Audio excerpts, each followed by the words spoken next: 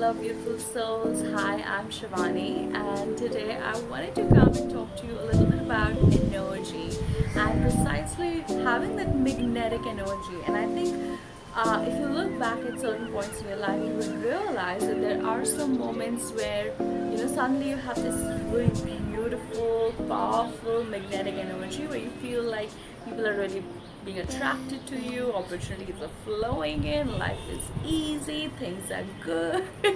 And oftentimes we think that it's just a temporary phase, or we feel like it's something which happened by chance, by luck, or we feel like it's something outside of us what's working, but it's actually nothing outside of you, but it's actually something inside you. It's actually there's a shift in your energy which is causing that miracles, which is causing that flow and the beautiful manifestations to come forward.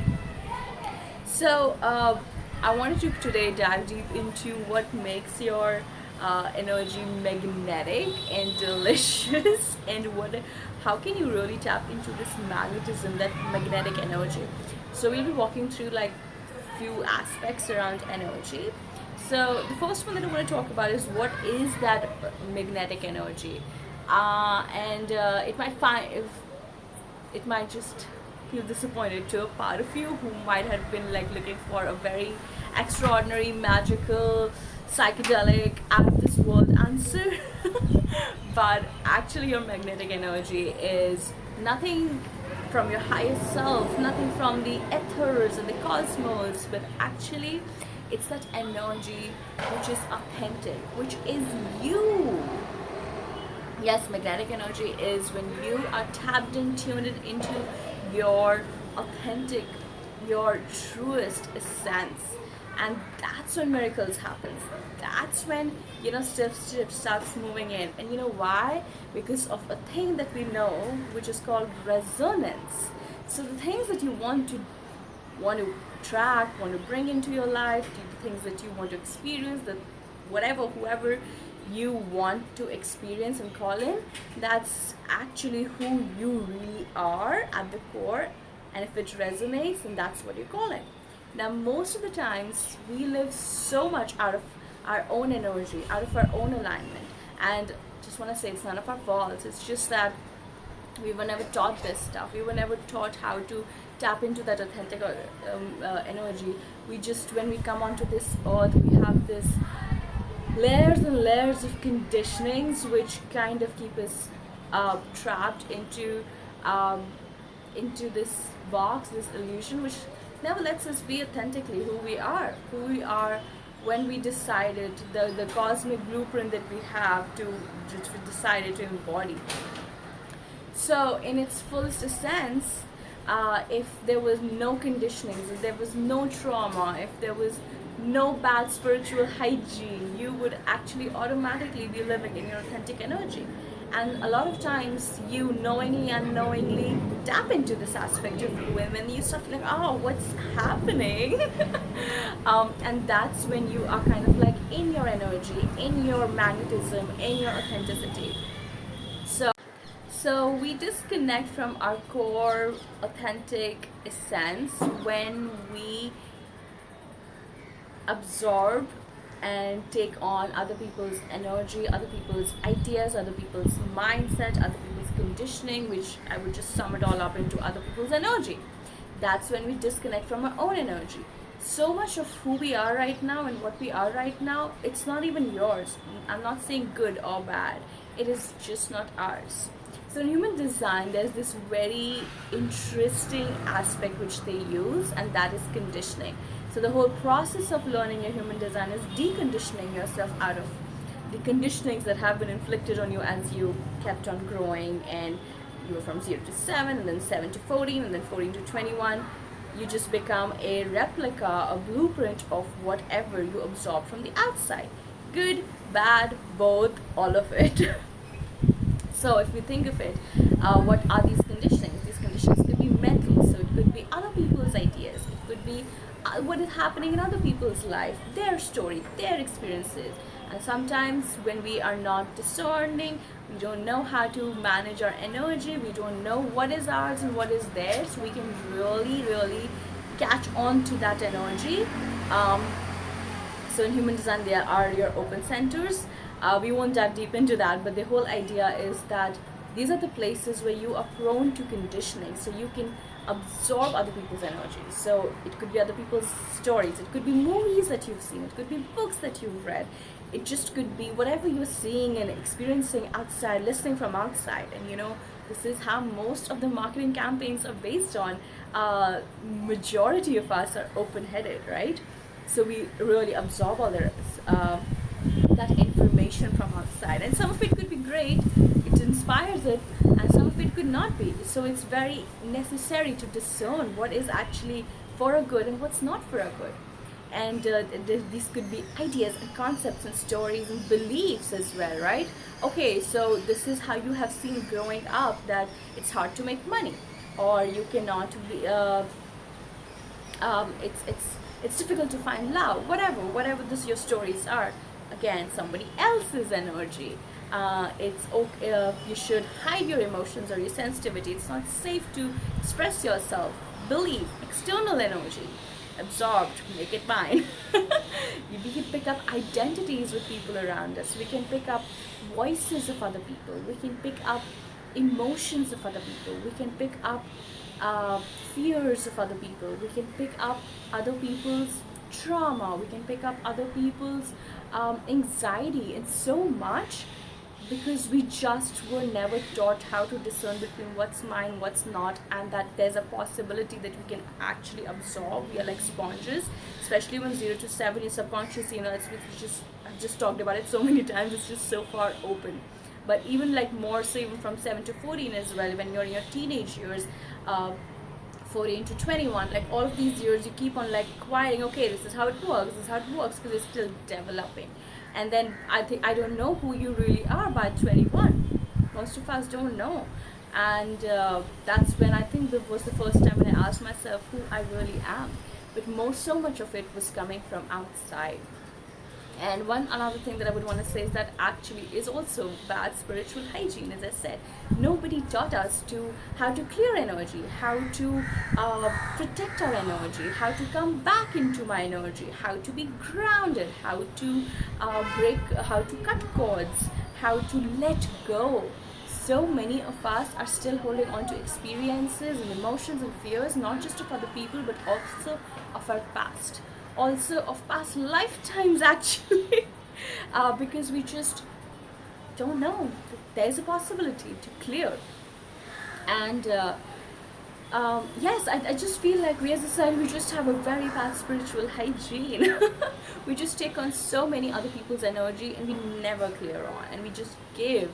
And that's why every exchange is so sacred, and we should be not afraid, but also conscious about what we are exchanging with the other person. And once you know how to clear it, you would just feel so much one in your body, in your mind space, in your body space, in your soul. You know what's my sense, you know what's my energy like. So apart from getting to know yourself on a deeper level, practicing self-awareness, self-discovery, practicing boundaries, clearing your energy. I talk a lot about this in a masterclass or workshop which I have recently uploaded on my membership, which is also available on my shop as an individual if you just want to dive into it simply. And apart from all of these things, there are very simple things as well to do, if that's kind of like, I don't know if I'm ready for it. And that is actually doing the things that you do, doing the things that bring you joy, ritualizing your joy, your happiness, your peace. So whatever makes you happy, whatever makes you comfortable and safe and brings that grounding. So practicing grounding on a daily basis can really help you to center. So very beautiful exercise that you can practice any time of the day is literally stand with your feet wide apart and with your hands like this, and anchor your energy, like feel and imagine that your energy is flowing down into the earth. I also have a free meditation on energy clearing, so check that out. I'll put it in the link in the bio or in the comments or wherever. Yes, just anchor yourself deeply. Imagine that your roots are extending, and like go back and forth for a couple of times, and as you go you will place your attention back into your body, from your mind to your body, and keep moving backwards and forward, or probably from side to side, until you really anchor and find your center. Yeah, so that's a beautiful way to also ground yourself. And when you're grounded, you automatically kind of like come back into your body, come back into your essence, out of your mind into your body. So that's a beautiful way. And then, as I was talking about, it is creating, did you just feel the shift in my energies? I just did that. I just feel like I have all the time in the world to now share with you.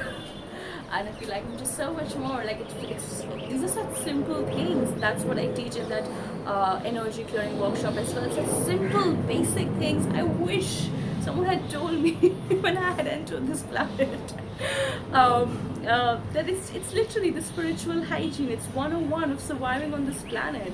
Protection, protecting your energy, giving and receiving in a way in which you're not draining yourself, right?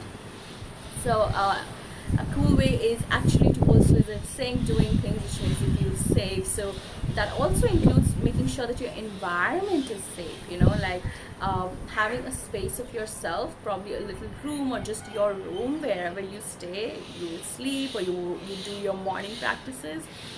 Making sure there are elements, like for me it's crystal, or it's my tarot. For you it could be your favorite pillow, it could be your favorite blanket, it could be whatever you like, maybe chocolates, whatever makes your inner child happy, safe, feel good. Having that space in your house where you can go and center yourself, or indulging in activities and things which brings you back to you, which is actually the things that you love to do, your hobbies, your passion, um, whatever makes you feel like, I'm back to my routine. Like for me, routines are important. For me, energetically, that's really something which grounds me every single day. But for you, it could be something else. It doesn't have to be just a yin yoga practice which brings you to yourself. It could be literally painting, it could be dancing, it could be, oh, when I do this, when I walk barefoot on the grass, or when I play this particular sport, I'm in so me, in my element. And I'm sure for all of us, these are these things. It doesn't have to be your purpose, your path, your career. It could be literally a hobby, just for your self-care. And these things bring you back to yourself. They remind you who you really are. And as I said, self-awareness and self-discovery. I have been on this path for years, and I still continue to love to discover and myself more and more on a deeper level. So using tools like astrology or human design, they also help you to anchor back into your energy. And yes, another beautiful tip that I would say, that's from my workshop as well, it's cord cutting.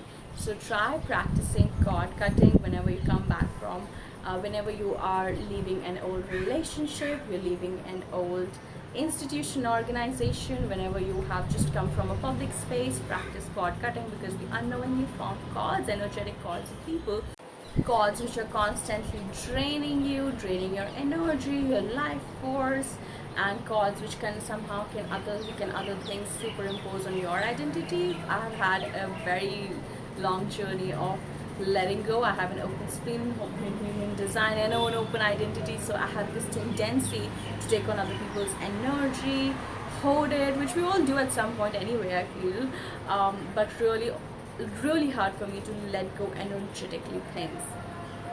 Also letting go of identities that I pick up for other people, and I feel like that's me. And so many times I realized the way I was thinking, the way I was operating was not actually even me. I tend to which is a gift also, because I tend to kind of like read so many people's charts and I can really understand them on a deeper level. But if I'm not really conscious, which I have not been for so long, when I wasn't aware of these energetics, I tend to pick up on other people's identity and make their story sometimes mine, and feel like make their experiences and mine, start judging my own experiences through that lens, which has never served me. So yes, I really hope these tools, these practices, some few things can really help you to come back into that energetic alignment, which is nothing but being authentic. It's just being in your energy. maintaining these spiritual hygiene 101s of clearing your energy field, cutting cords, all of that stuff. If you're interested in diving deep into that and would just want to have a workshop to kind of guide you and slide you through all of that, then yeah, check that link. I'll put it up in the description box. And really just practicing that groundedness through the day, through the weeks, and doing more practices which bring you back to your body, to yourself, to who you are at the core.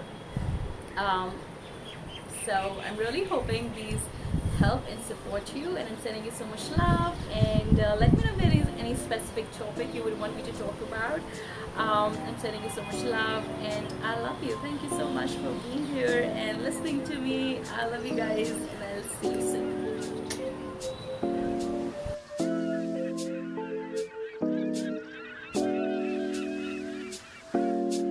Baby, 지금은